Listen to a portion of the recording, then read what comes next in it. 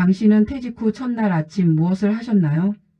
65세 김철수 씨는 그날 아침을 평생 잊지 못합니다. 40년간 매일 아침 6시에 울리던 알람이 더 이상 필요 없는 날. 회사 배지를 반납하고 명함을 모두 버린 다음 날 아침이었죠. 그는 아침 8시까지 침대에 누워 있었습니다. 아내 영숙 씨가 출근 준비를 하는 소리, 현관문이 닫히는 소리, 그리고 이제 뭘 해야 하지? 이 질문은 단순한 의문이 아니었습니다. 그것은 정체성의 상실이었고 존재 이유에 대한 근본적인 물음이었습니다. 오늘 이 영상에서는 많은 은퇴자들이 겪지만 쉽게 말하지 못하는 이야기, 그리고 그 과정에서 무너져가는 부부관계에 대해 이야기하려 합니다. 이 이야기는 픽션이지만 수많은 실제 가정의 모습을 담고 있습니다. 여러분, 이 영상이 도움이 되셨다면 구독과 좋아요 부탁드립니다. 여러분의 작은 클릭 하나가 더 좋은 콘텐츠를 만드는 큰 힘이 됩니다. 그럼 지금부터 시작하겠습니다. 김철수 씨 65세. 대기업 중간 관리자로 40년을 일했습니다. 그의 하루는 언제나 정확했습니다. 아침 6시 기상 6시 30분 출근 준비 7시 15분 집 출발. 회사에서는 팀장으로서 20명의 부하 직원을 관리했고 원래 회의를 주재했으며 프로젝트 일정을 조율했습니다. 그의 스케줄표는 항상 빼곡했고 그의 이름이 적힌 명함은 언제나 지갑 속에 가득했습니다. 김철수 과장, 김철수 차장, 김철수 부장, 그리고 마지막 김철수 팀장. 그 호칭들은 단순한 직함이 아니었습니다. 그것은 그의 정체성이었고 그가 누구인지를 증명하는 유일한 방법이었습니다. 퇴직식 날 회사 사람들이 꽃다발과 함께 준 명패에는 이렇게 적혀 있었습니다. 40년간 수고하셨습니다. 김철수 팀장님. 그는 그 명패를 받아들며 웃었지만 집으로 돌아오는 택시 안에서 그 명패를 물끄러미 바라보다가 문득 깨달았습니다. 내일부터 나는 누구지? 퇴직 후 첫 주는 마치 긴 주말 같았습니다. 평소 하지 못했던 TV 프로그램을 보고 오래된 책을 꺼내 읽었습니다. 아내 영숙 씨는 이제 좀 쉬어라고 말했고 그도 그래야지라고 대답했습니다. 두 번째 주 아침에 일어나도 할 일이 없었습니다. 평소 같으면 벌써 회사에서 첫 회의를 하고 있을 시간. 그는 거실로 나와 TV를 켰습니다. 아침 뉴스가 나왔지만 집중이 되지 않았습니다. 세 번째 주 매일 아침 8시가 되면 가슴이 답답해졌습니다. 몸은 출근 시간을 기억하고 있었던 것이죠. 그는 산책을 나가보기로 했습니다. 동네 공원에는 그와 비슷한 나이의 남성들이 벤치에 앉아 있었습니다. 누군가는 신문을 보고 누군가는 그냥 멍하니 앞을 바라보고 있었습니다. 그는 그들 사이에 앉지 못했습니다. 나는 아직 저들과 달라라는 생각이 들었기 때문입니다. 하지만 동시에 알고 있었습니다. 자신도 곧 저렇게 될 것이라는 걸. 한 달이 지나자 일상이 무너졌습니다. 아침에 일어나는 시간이 점점 늦어졌습니다. 6시, 7시, 8시 그리고 어느 날은 9시가 넘어서야 일어났습니다. 아내는 이미 출근하고 없었고 집 안은 너무나 조용했습니다. TV를 켜도 라디오를 틀어도 그 소리들은 그저 배경음일 뿐이었습니다. 진짜 문제는 소음이 아니라 의미의 부재였습니다. 아무도 그를 필요로 하지 않았고 아무도 그를 기다리지 않았으며 아무도 그의 의견을 묻지 않았습니다. 점심시간이 되면 혼자 밥을 먹었습니다. 예전에는 동료들과 함께 식당에 가서 회사 이야기, 프로젝트 이야기를 나누며 먹었는데 이제는 텅 빈 식탁에서 혼자 숟가락을 들었습니다. 밥맛이 없었습니다. 아니, 정확히는 밥을 먹는 이유를 모르겠었습니다. 오후가 되면 시간이 더 느리게 갔습니다. 시계를 보면 겨우 2시. 아내가 퇴근하려면 아직 4시간이나 남았습니다. 그 4시간을 어떻게 보내야 할까요? 그는 청소를 해봤습니다. 하지만 30분이면 끝났습니다. 설거지도 해봤습니다. 10분이면 충분했습니다. 빨래는 세탁기가 알아서 했습니다. 어느 날 오후 그는 문득 화장실 거울을 보다가 멈췄습니다. 거울 속의 남자는 분명 자신인데 낯설었습니다. 언제부터인가 면도를 건너뛰는 날이 많아졌고 머리도 대충 빗었으며 옷도 아무거나 입게 되었습니다. 출근할 곳도 없는데 뭐하러 꾸미나라는 생각이 자연스럽게 들었던 것입니다. 저녁 6시 아내가 퇴근했습니다. 오늘 뭐 했어? 아내의 질문. 그냥 집에 있었지. 그의 대답. 아내는 더 이상 묻지 않았습니다. 처음에는 TV 봤어? 산책 갔어? 라고 물었지만 대답이 항상 비슷하자 질문도 줄어들었습니다. 저녁 식사 시간 아내는 회사 이야기를 했습니다. 오늘 있었던 회의, 새로운 프로젝트, 동료와의 갈등. 그는 듣기만 했습니다. 예전 같으면 자신도 비슷한 이야기를 나눴을 텐데 이제는 할 이야기가 없었습니다. 당신도 뭔가 해봐. 취미활동이라도. 아내가 조심스럽게 제안했습니다. 응, 생각해 볼게. 그는 대답했지만 사실 아무 생각도 없었습니다. 2달째 그는 스스로에게 화가 나기 시작했습니다. 이렇게 살 순 없어. 뭐라도 해야 해. 하지만 무엇을 해야 할까요? 친구들에게 연락해 볼까? 하지만 친구들도 대부분 아직 일하고 있었고 그들과 만나면 요즘 뭐해? 라는 질문을 받게 될 게 뻔했습니다. 동호회에 가입해 볼까? 인터넷을 검색해 봤습니다. 등산 동호회, 사진 동호회, 바둑 동호회. 하지만 클릭하지 못했습니다. 왠지 그곳에 가면 시간 많은 은퇴자로 보일 것 같았기 때문입니다. 3달째 그는 아침에 일어나는 것조차 힘들어졌습니다.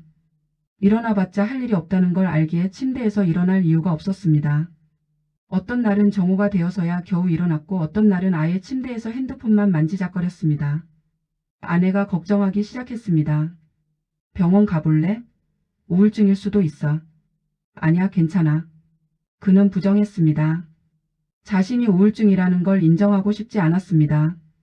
그건 마치 자신이 약하다는 걸 인정하는 것 같았으니까요. 어느 날 오후 그는 문득 예전 회사 동료에게 전화를 걸었습니다. 형, 나야. 요즘 어때? 철수야. 잘 지내지? 나? 바쁘지 뭐. 요즘 신규 프로젝트 때문에 야근 연속이야. 너는 좋겠다. 맨날 쉬고.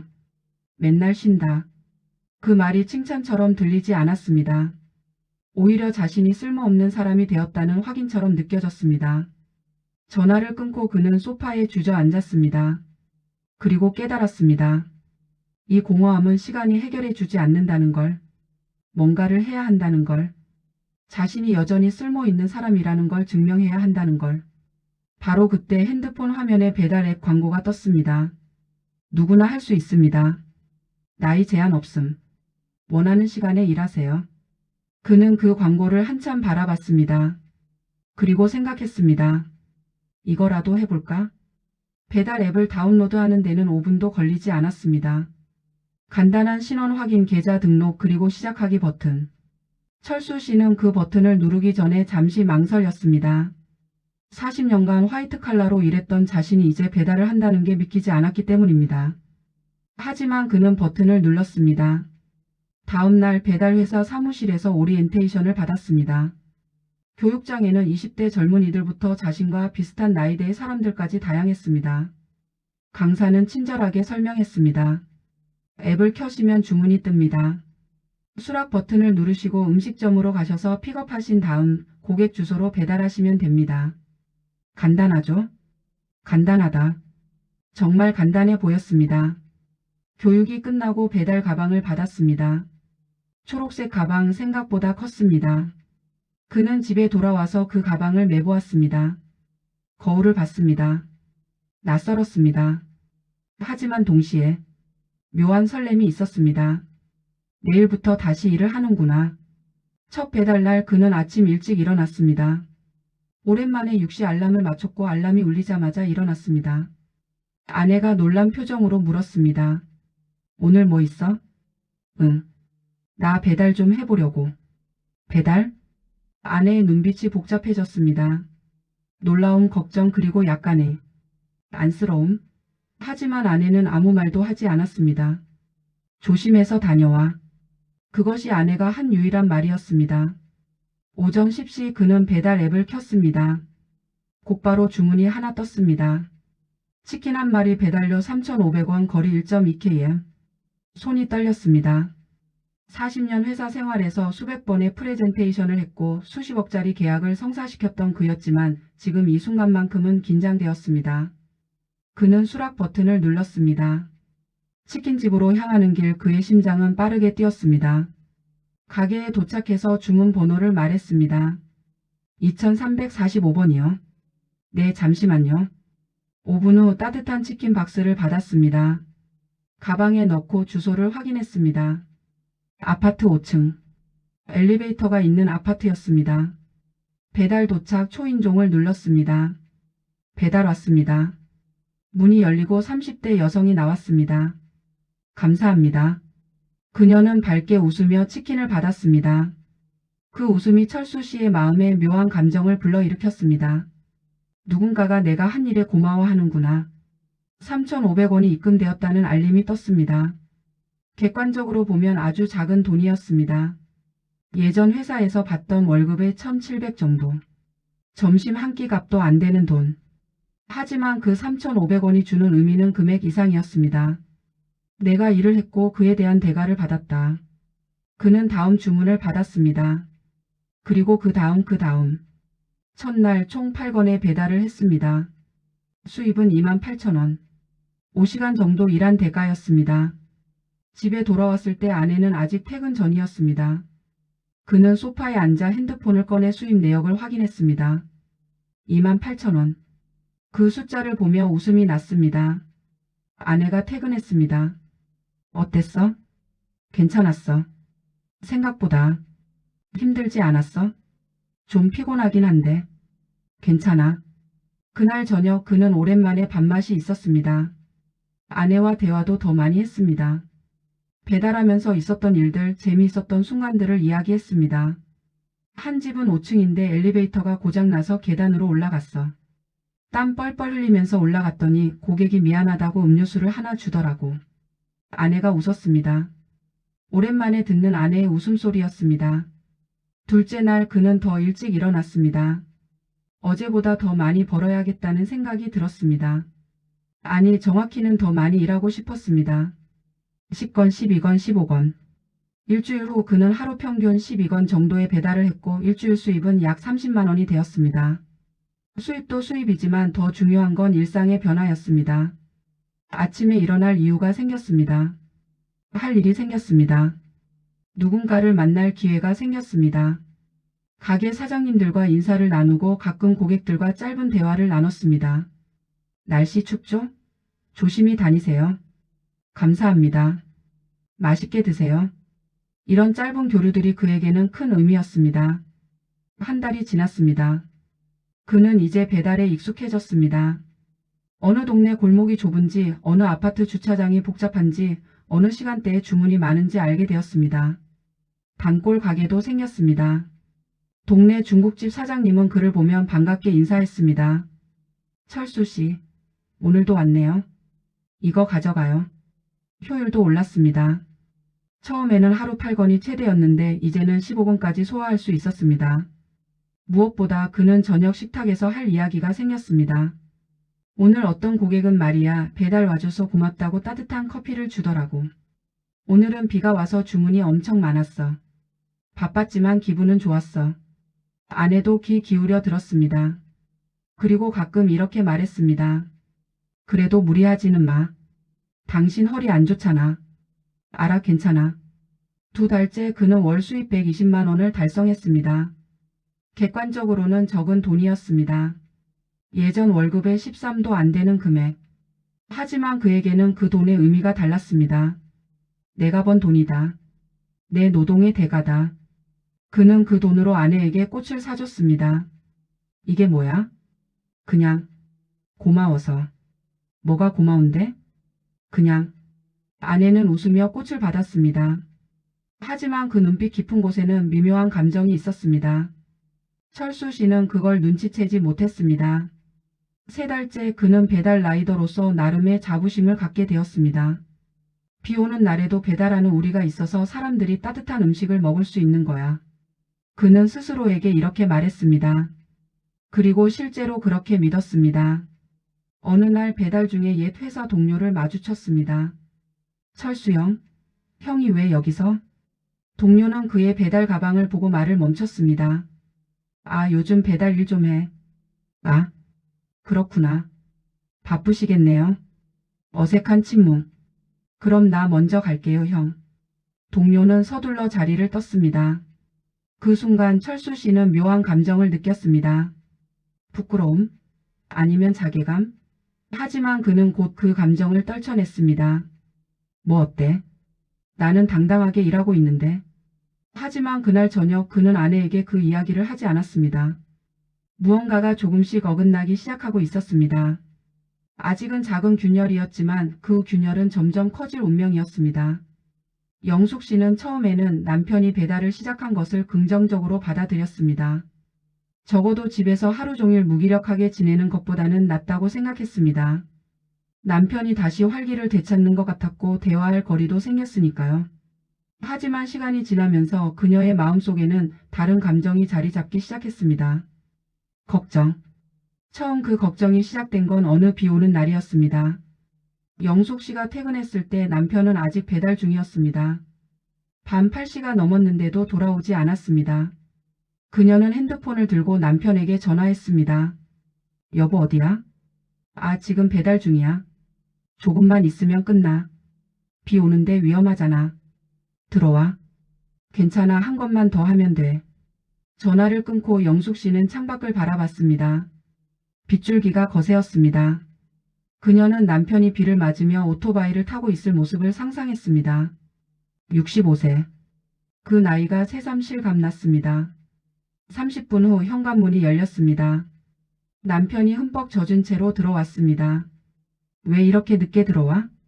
비 오니까 주문이 많더라. 오늘 평소보다 5만 원이나 더 벌었어. 남편은 자랑스럽게 말했지만 영숙 씨의 눈에는 물에 젖어 지친 남편의 모습만 보였습니다. 옷 갈아입고 따뜻한 물에 씻어. 감기 걸리겠어. 그날 밤 남편이 샤워하는 동안 영숙 씨는 젖은 배달 가방을 보며 생각했습니다. 이게 맞는 걸까? 40년을 화이트 칼라로 일했던 남편. 대학 나온 남편. 팀장까지 했던 남편이 이제 비 오는 날 오토바이를 타며 배달을 하고 있다는 현실이 그녀의 마음을 무겁게 했습니다. 물론 그녀는 직업에 기천이 없다는 걸 알고 있었습니다. 배달이 부끄러운 일이 아니라는 것도 알고 있었습니다. 하지만 그건 머리로 아는 것이고 마음은 달랐습니다. 굳이 이 나이에? 굳이 이렇게까지. 며칠 후 영숙 씨는 회사 동료와 점심을 먹다가 우연히 그 이야기를 꺼냈습니다. 우리 남편이 요즘 배달 일을 해. 어머 진짜? 얼마나 벌어? 한 달에 100만 원 좀 넘게. 동료는 잠시 침묵하더니 조심스럽게 말했습니다. 언니 그런데? 괜찮아? 허리도 안 좋다고 했잖아. 오토바이 타다가 다치면 어떡해? 그 말이 영숙 씨의 마음속 걱정을 건드렸습니다. 그게 나도 걱정이긴 한데 뭐라고 말을 못하겠어. 남편이 좋아하거든. 그래도 조심하라고는 해야지. 나이가 나이인데. 그날 저녁 영숙 씨는 남편에게 조심스럽게 말했습니다. 여보 비 오는 날은 좀 쉬면 안 될까? 왜? 비 오는 날이 돈 더 벌기 좋은데. 그래도 위험하잖아. 미끄러지면 어떡해. 괜찮아. 조심하면 돼. 남편은 대수롭지 않게 답했지만 영숙 씨의 걱정은 사라지지 않았습니다. 그리고 그 걱정은 점점 커져갔습니다. 어느 날 남편이 저녁 늦게 들어왔을 때 그는 다리를 절뚝거리고 있었습니다. 왜 그래? 다쳤어? 아니 괜찮아. 그냥 좀 삐끗했어. 병원 가봐야 하는 거 아니야? 아니야 괜찮다니까. 파스 붙이면 돼. 영숙 씨는 남편의 고집을 꺾을 수 없었습니다. 그냥 파스를 사다 주고 남편이 붙이는 걸 지켜볼 수밖에 없었습니다. 그날 밤 그녀는 잠을 이루지 못했습니다. 남편이 다칠까봐. 아니 이미 다쳤으니까. 더 큰 사고가 날까봐. 다음날 아침 그녀는 남편에게 다시 말했습니다. 여보 이제 그만하면 안 될까? 돈은 내가 벌잖아. 우리 생활비는 충분해. 남편의 표정이 굳어졌습니다. 돈 때문에 하는 거 아니야. 그럼 왜? 그냥 할 일이 있어서 좋아. 집에만 있으면 답답하거든. 그럼 다른 걸 하면 안 돼? 등산이라든지 동호회 활동이라든지. 그건 일이 아니잖아. 일. 남편이 원하는 건 일이었습니다. 영숙 씨는 그걸 이해할 수 있었지만 동시에 받아들이기 힘들었습니다. 65세의 남편이 굳이 위험한 배달 일을 해야 하는지. 며칠 후 더 큰 사건이 일어났습니다. 남편이 배달 중 넘어진 것입니다. 다행히 큰 부상은 아니었습니다. 손바닥이 까지고 무릎에 멍이 든 정도. 하지만 영숙 씨에게는 충격이었습니다. 병원 갔어? 응, 갔다 왔어. 괜찮대. 이제 그만해. 제발. 남편은 대답하지 않았습니다. 그날 저녁 식사는 조용했습니다. 둘 다 말을 아꼈습니다. 하고 싶은 말은 많았지만 어떻게 시작해야 할지 몰랐습니다. 영숙 씨는 생각했습니다. 내가 이기적인 걸까? 남편이 좋아하는 걸 막는 게 옳은 걸까? 하지만 동시에 또 생각했습니다. 남편이 다치면 어떡하지? 큰 사고라도 나면? 그녀의 걱정은 사랑에서 비롯된 것이었습니다. 하지만 남편은 그걸 간섭으로 느꼈습니다. 며칠 후 영숙 씨는 다시 말을 꺼냈습니다. 여보, 허리 더 상하면 병원비가 더 들어. 그 말이 나온 순간 남편의 얼굴이 굳어졌습니다. 그러니까 돈 때문이라는 거야? 아니, 그게 아니라 내가 배달해서 번 돈도 보탬이 되잖아. 돈이 문제가 아니라 당신 건강이 걱정돼서 그래. 나 건강해. 괜찮아. 대화는 평행선을 달렸습니다. 영숙 씨는 남편의 건강을 걱정했고 남편은 자신의 존재 가치를 지키고 싶었습니다. 그 후로 영숙 씨는 말을 아끼기 시작했습니다. 오늘도 배달 가? 라는 질문 대신 침묵을 선택했습니다. 조심해 라는 말 대신 그냥 고개만 끄덕였습니다. 말을 하면 싸울 것 같았기 때문입니다. 아니, 이미 싸우고 있었는지도 모릅니다. 소리 없는 싸움을. 남편도 변했습니다. 예전에는 배달에서 있었던 일들을 신나게 이야기했는데 이제는 오늘 뭐 했어? 라는 질문에 그냥 배달했지라고만 답했습니다. 저녁 식사 시간이 점점 조용해졌습니다. 영숙 씨는 회사 이야기를 했지만 남편은 응 혹은 그래로만 대답했습니다. 남편은 TV를 보며 밥을 먹었고 영숙 씨는 핸드폰을 보며 먹었습니다. 예전에는 최소 30분은 걸리던 저녁 식사가 이제는 15분이면 끝났습니다. 밤에 잠자리에 누워서도 둘은 등을 돌리고 잤습니다. 영숙 씨는 천장을 바라보며 생각했습니다. 우리 언제부터 이렇게 된 거지? 남편도 같은 생각을 하고 있었지만 둘 다 먼저 말을 꺼내지 못했습니다. 4개월째 철수 씨와 영숙 씨의 집은 점점 더 조용해졌습니다. 아침 철수 씨는 영숙 씨가 출근하기 전에 일어나지 않았습니다. 일부러 그런 건 아니었지만 왠지 아침에 마주치면 어색할 것 같았기 때문입니다. 영숙 씨도 남편을 깨우지 않았습니다. 예전에는 밥 먹고 가라고 깨웠지만 이제는 그냥 조용히 나갔습니다. 오전 10시쯤 철수 씨가 일어났습니다. 식탁 위에는 아내가 차려둔 아침이 식어 있었습니다. 그는 전자레인지에 데워 먹고 설거지를 했습니다. 배달 가방을 메고 집을 나섰습니다. 오늘도 배달. 하지만 예전처럼 즐겁지 않았습니다. 기계적으로 움직였습니다. 주문을 받고 픽업하고 배달하고. 반복. 점심시간 철수 씨는 편의점에서 김밥을 사 먹었습니다. 혼자서. 예전에는 같은 배달 라이더들과 가끔 이야기를 나눴는데 요즘은 그럴 기분이 아니었습니다. 오후 내내 배달을 했습니다. 15건, 16건. 저녁 6시 영숙 씨가 퇴근했습니다. 철수 씨는 아직 배달 중이었습니다. 7시 철수 씨가 집에 돌아왔습니다. 영숙 씨는 이미 저녁을 차려놓고 있었습니다. 다녀왔어. 응. 짧은 인사. 둘은 식탁에 앉았습니다. 오늘 뭐 했어? 영숙 씨가 물었습니다. 관성적인 질문이었습니다. 배달했지. 힘들지 않았어? 괜찮아. 그게 전부였습니다. 영숙 씨는 더 이상 묻지 않았습니다. 어차피 대답이 뻔하니까. 그리고 깊이 물으면 또 기분 나쁜 대화가 이어질 것 같았으니까. 철수 씨도 더 이상 이야기하지 않았습니다.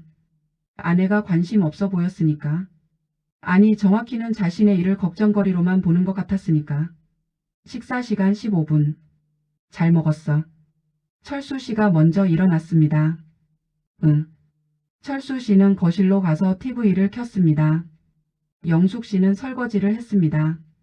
예전에는 철수 씨가 설거지를 도왔지만 요즘은 그러지 않았습니다. 왜일까요? 그 자신도 정확히 알 수 없었습니다. 그냥 아내와 같은 공간에 있기가 불편했습니다. 영숙 씨도 남편에게 설거지를 부탁하지 않았습니다. 부탁하면 마지못해 할 것 같았고 그럴 바에야 혼자 하는 게 낫다고 생각했습니다. 밤 9시 영숙 씨가 거실로 왔습니다. 나 먼저 들어갈게. 응, 그래. 영숙 씨는 침실로 들어갔고 철수 씨는 계속 TV를 봤습니다. 뭘 보는지도 모른 채. 밤 11시 철수 씨도 침실로 들어갔습니다. 영숙 씨는 이미 잠든 것처럼 보였습니다. 아니 실제로는 잠들지 않았지만 자는 척하고 있었습니다. 철수 씨는 조용히 침대에 누웠습니다. 등을 돌리고 어둠 속에서 두 사람은 각자의 생각에 잠겼습니다. 영숙 씨는 생각했습니다. 우리 결혼 생활 35년. 언제부터 이렇게 된 걸까? 퇴직 전에는 괜찮았는데. 철수 씨는 생각했습니다. 아내는 나를 이해하지 못해. 내가 왜 배달을 하는지 왜 일이 필요한지. 둘 다 상대방에게 하고 싶은 말이 있었지만 입 밖으로 꺼내지 못했습니다. 며칠 후 더 큰 침묵이 찾아왔습니다. 철수 씨가 배달 중 손님과 작은 말다툼을 했습니다. 손님이 왜 이렇게 늦었냐고 따졌고 철수 씨는 교통이 막혀서 그랬다고 설명했지만 손님은 계속 화를 냈습니다. 결국 낮은 평점을 받았습니다. 별 2개. 집에 돌아온 철수 씨는 기분이 좋지 않았습니다. 영숙 씨가 물었습니다. 왜 그래? 무슨 일 있어? 아무것도 아니야. 얼굴이 안 좋은데? 아무것도 아니라니까. 철수 씨의 목소리가 높아졌습니다. 영숙 씨는 놀랐습니다. 왜 화내? 화내는 거 아니야. 그냥 좀 피곤해. 영숙 씨는 더 이상 묻지 않았습니다. 그날 저녁 둘은 말을 섞지 않았습니다. 다음 날도 그 다음 날도. 일주일이 지나고 2주가 지났습니다. 이제 둘의 대화는 최소한으로 줄어들었습니다. 밥 먹어. 응. 나 먼저 갈게. 그래. 그게 전부였습니다. 어느 날 영숙 씨의 친구가 집에 놀러 왔습니다. 너희 집 분위기 왜 이래? 너무 조용한데? 그래? 남편이랑 싸웠어? 아니 안 싸웠어. 그럼 왜 이렇게 조용해? 영숙 씨는 대답하지 못했습니다. 싸운 것도 아니고 화가 난 것도 아닌데 왜인지 말이 없었습니다. 말을 안 해서 그런가? 뭐라고? 아니 아무것도 아니야. 친구가 돌아가고 영숙 씨는 혼자 앉아 생각했습니다. 정말 우리는 왜 말을 안 하게 된 걸까? 처음에는 배달 일 때문에 의견 차이가 있었습니다. 하지만 이제는 그것조차 아니었습니다. 그냥 습관적으로 말을 아끼게 되었습니다. 말을 하면 불편할 것 같아서. 말을 하면 또 다툴 것 같아서. 그래서 아예 말을 하지 않는 것이 더 편했습니다. 철수 씨도 비슷했습니다. 배달 동료와 점심을 먹다가 동료가 물었습니다. 형 요즘 표정이 안 좋은데 무슨 일 있어요? 아니 별일 없어. 집에서 싸웠어요? 싸운 건 아닌데. 뭐랄까 말이 없어졌어. 말이 없다고요? 응. 아내랑 대화를 안 하게 됐어. 왜요? 모르겠어. 그냥 말을 꺼내기가 힘들어. 동료는 고개를 끄덕였습니다. 제 부모님도 그러셨어요. 아버지가 퇴직하시고 나서 어머니랑 대화가 줄어들었대요. 나중에는 거의 안 하셨다고 하더라고요. 그래서 어떻게 됐어? 결국 이혼하셨어요. 그 말에 철수 씨는 충격을 받았습니다. 이혼? 설마 우리가? 하지만 부정할 수 없었습니다. 지금 이 상태가 계속되면 그런 결과도 가능하다는 것을. 집에 돌아온 철수 씨는 영숙 씨를 봤습니다. 아내는 소파에 앉아 TV를 보고 있었습니다. 말을 걸어야 할까? 하지만 뭐라고 말해야 할까? 여보. 응? 아니 아무것도 아니야.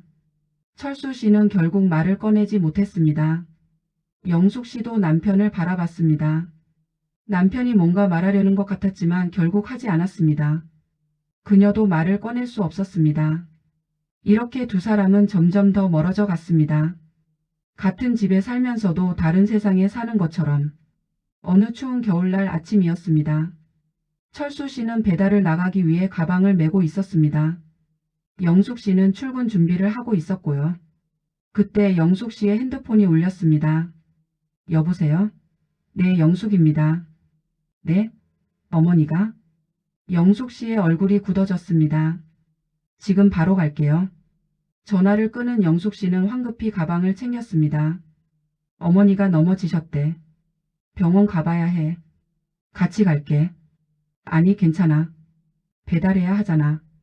배달은 나중에 해도 돼. 둘은 함께 병원으로 향했습니다. 다행히 큰 부상은 아니었습니다. 발목을 삐끗한 정도.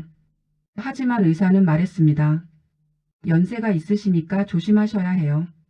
뼈가 약해져서 자칫하면 골절될 수 있어요. 그 말을 들으며 철수 씨는 문득 깨달았습니다. 장모님의 나이 82세, 그리고 자신의 나이 65세. 17년 차이.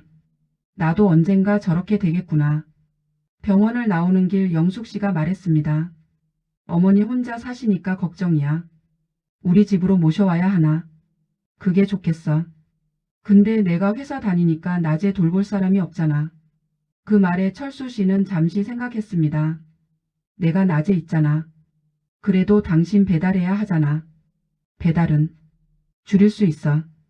영숙 씨는 남편을 바라봤습니다. 오랜만에 남편이 눈을 제대로 본 것 같았습니다. 정말? 응. 어머니가 더 중요하지. 그날 저녁 둘은 오랜만에 제대로 된 대화를 나눴습니다. 여보 미안해. 영숙 씨가 먼저 말을 꺼냈습니다. 왜? 당신 배달하는 거 반대만 했지 왜 하고 싶어 하는지 이해하려고 안 했어. 철수 씨는 조용히 들었습니다. 당신이 집에서 무기력하게 지낼 때 나도 걱정했어. 근데 배달 시작하고 나서는 또 걱정이 되더라고. 다칠까봐 힘들까봐. 그래서 자꾸 말리게 됐어. 근데 오늘 어머니 보면서 깨달았어. 나도 당신이 건강하게 행복하게 살았으면 좋겠다는 거. 돈이 문제가 아니라 당신이 문제였어. 철수 씨의 눈가가 붉어졌습니다. 나도 미안해. 뭐가? 당신 걱정을 간섭이라고 생각했어. 당신이 날 이해 못한다고만 생각했지 내가 당신을 이해하려고 했나 돌아보지 않았어. 영숙 씨도 눈물이 났습니다. 나는 그냥 쓸모 있고 싶었어. 퇴직하고 나니까 내가 누군지 모르겠더라고. 40년간 회사 사람이었는데 갑자기 그게 사라지니까. 배달이라도 하면서 내가 아직 쓸모 있다는 걸 느끼고 싶었어. 당신은 이미 충분히 쓸모 있어. 나한테도 우리 가족한테도. 고마워. 둘은 오랜만에 손을 잡았습니다. 앞으로 어떻게 할 거야? 영숙 씨가 물었습니다. 배달은 계속하고 싶어. 근데 당신 말대로 무리하진 않을게. 하루에 몇 건만 날씨 좋을 때만. 그리고 어머니 돌보는 것도 내가 할게. 혼자 다 하긴 힘들 텐데. 우리 같이 하자. 당신이 퇴근하면 내가 어머니 얘기해주고 주말에는 같이 돌보고. 좋아. 며칠 후 장모님이 집으로 왔습니다. 철수 씨의 하루가 바뀌었습니다. 아침에 일어나서 장모님 아침 식사를 챙기고 약을 챙기고 이야기 상대가 되어 주었습니다. 배달은 오후에만 2-3시간 정도만 했습니다. 예전처럼 하루 종일 하지 않았습니다. 수입은 줄었습니다. 월 120만원에서 50만원으로. 하지만 마음은 더 편했습니다. 무엇보다 영숙 씨와의 관계가 회복되었습니다. 저녁 식사 시간이 다시 길어졌습니다. 30분 때로는 1시간. 오늘 어머니가 말이야. 철수 씨가 이야기를 시작하면 어머 정말? 영숙 씨가 웃으며 듣습니다. 오늘 배달하다가 재미있는 일이 있었어. 철수 씨가 말하면 뭔데? 영숙 씨가 관심 있게 물었습니다. 대화가 돌아왔습니다. 웃음이 돌아왔습니다. 어느 날 저녁 영숙 씨가 말했습니다. 여보 우리 여행 갈래? 여행? 응. 당신 퇴직하고 한 번도 제대로 여행 안 갔잖아. 어머니는 주간보호센터에 모시고 우리 1박 2일로 다녀오자. 좋지. 몇 주 후 둘은 동해로 여행을 떠났습니다. 바닷가를 걸으며 영숙 씨가 말했습니다. 여보. 응? 행복해. 철수 씨는 아내를 바라봤습니다. 응 행복해. 당신은? 나도. 둘은 손을 잡고 걸었습니다. 파도 소리를 들으며 철수 씨는 생각했습니다. 행복은 큰 것에 있지 않구나. 이렇게 손잡고 걷는 것, 대화하는 것, 서로를 이해하는 것. 그런 작은 것들이 행복이구나. 여행에서 돌아온 후 철수 씨는 새로운 계획을 세웠습니다. 배달은 계속하되 주 3일만. 그리고 나머지 시간은 장모님과 함께 보내고 아내와 시간을 보내고 자신을 위한 시간도 가지기로. 또한 지역 노인복지관에서 진행하는 봉사활동에도 참여하기 시작했습니다. 거기서 자신과 비슷한 처지의 사람들을 만났고 이야기를 나눴습니다. 저도 퇴직하고 힘들었어요. 저도 아내와 대화가 끊겼었죠. 저도 우울했어요. 그들의 이야기를 들으며 철수 씨는 자신만 그런 게 아니라는 걸 알았습니다. 그리고 그들에게 자신의 경험을 나눴습니다. 저는 배달을 시작했어요. 처음에는 좋았는데 아내와 갈등이 생겼죠. 근데 대화를 통해 해결했어요. 그의 이야기에 많은 사람들이 공감했고 위로받았습니다. 6개월 후 철수 씨와 영숙 씨의 집은 다시 따뜻해졌습니다. 장모님은 건강을 회복했고 둘의 관계도 회복되었습니다. 철수 씨는 여전히 배달을 합니다. 하지만 이제는 삶의 전부가 아닙니다. 삶의 일부일 뿐. 그는 배달을 하며 수입을 얻고 장모님을 돌보며 보람을 느끼고 아내와 대화하며 행복을 찾습니다. 어느 날 저녁 식탁에서 영숙 씨가 물었습니다. 여보 행복해? 철수 씨는 웃으며 대답했습니다. 응, 지금이 제일 행복해. 나도. 둘은 마주보며 웃었습니다. 은퇴는 끝이 아닙니다. 새로운 시작입니다. 하지만 그 시작이 항상 순탄한 것은 아닙니다.